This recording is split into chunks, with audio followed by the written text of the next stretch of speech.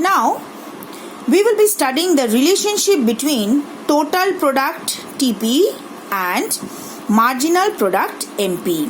Now, both total product TP and MP initially slopes upward and then downward. That means they both initially increases, reaches maximum and then falls. Now, let me show how the relationship can be deduced from this diagram. Here in the y-axis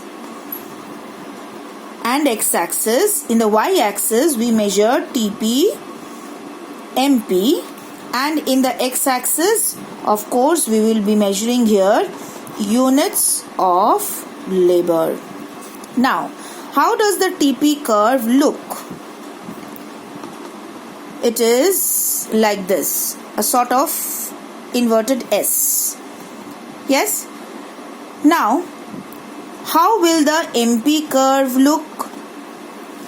I can draw here or I can draw a separate panel. In the second panel, I can show you the relation. So, let me do it separately. Here I am drawing only TP and in the second one I will be showing you MP.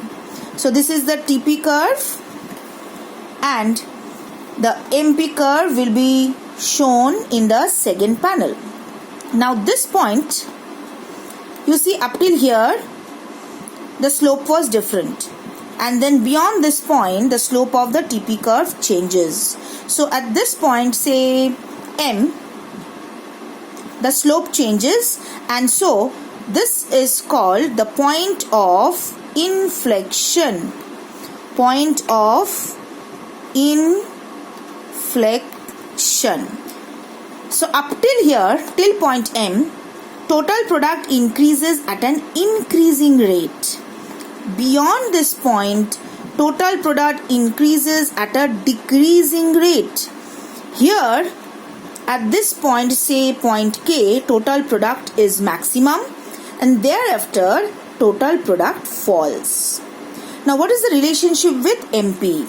At this point, M, that means point of inflection, MP will be highest. So, let us start the MP from here. Initially, MP is increasing when total product is increasing at a decreasing rate. Then, TP is increasing at a decreasing rate. So, MP will be falling. Now, I will show this later, why you will understand. Just remember till point M, that means point of inflection, TP is increasing at an increasing rate, MP is increasing and at this particular point MP is highest. That means this is actually point M.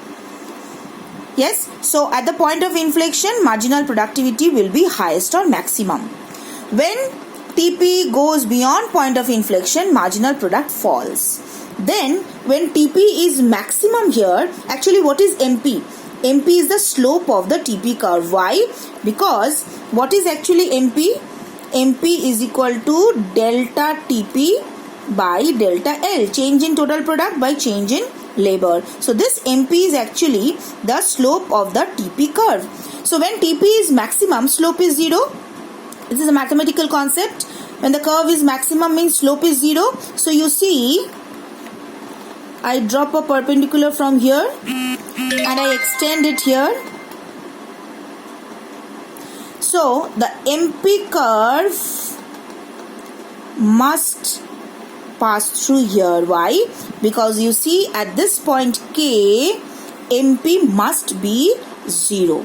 So at this point MP must be 0. So here beyond point of inflection, when TP is increasing at a decreasing rate, marginal product is falling. When TP is maximum, marginal product is 0. Beyond this point K, when TP is falling, see the curve is sloping downward. TP is falling. When TP is falling, MP is negative. This is the MP curve. So when TP is falling, MP is negative. So again, let me summarize together. So here we are showing the relationship between TP and MP. This is the TP curve. Till point M, point of inflection, TP increases at an increasing rate. So what is the relation with MP? MP is increasing. At the point of inflection, MP is maximum. Beyond point of inflection, TP is increasing at a decreasing rate. Then MP is falling.